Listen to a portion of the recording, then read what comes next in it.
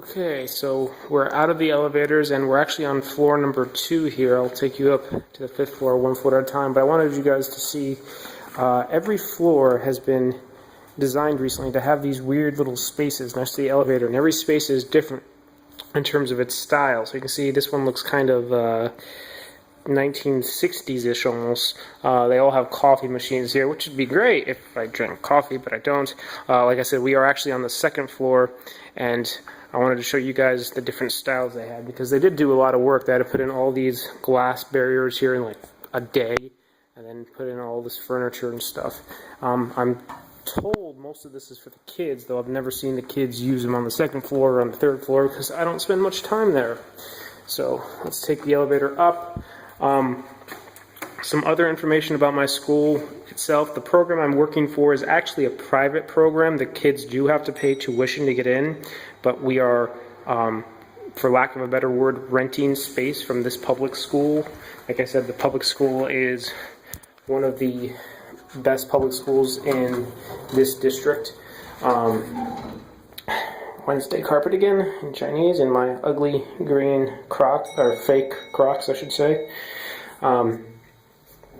Let's see what style this place is. This place is like a Victorian classic with this furniture. This is actually the same type of furniture that was kind of in that hotel I described. It looked like an old lady had lived there, except this is actually a bit nicer.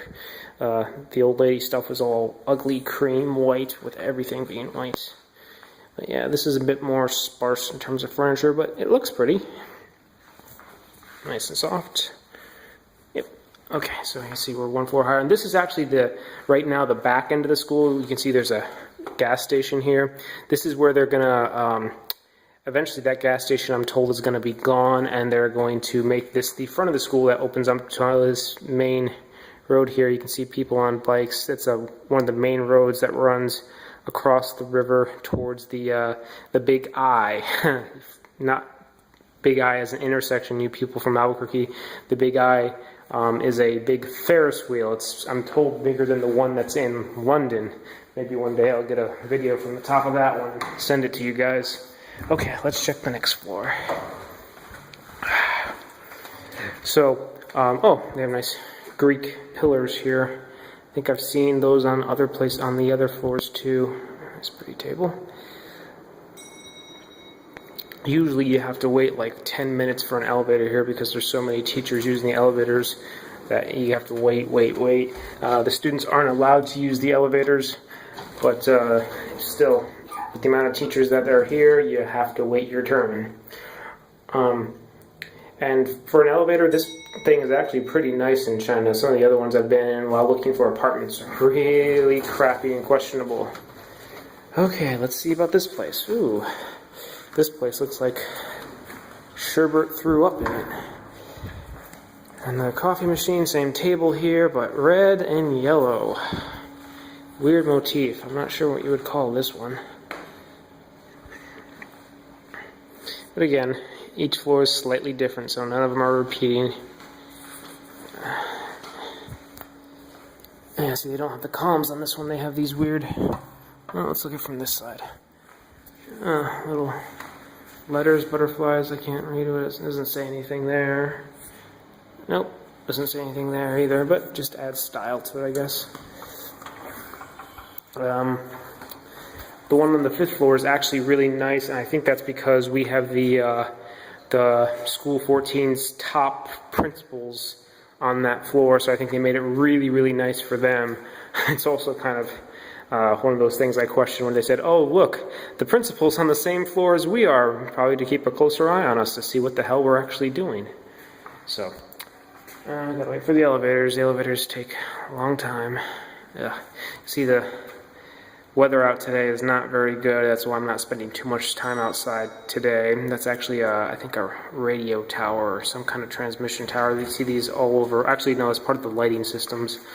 But when I get up to the higher floors, I'll show you guys the pagoda of the park that I went to. And I think I put pictures of it on Facebook. You can see it at nighttime, but it's really pretty at night. It's a nice park.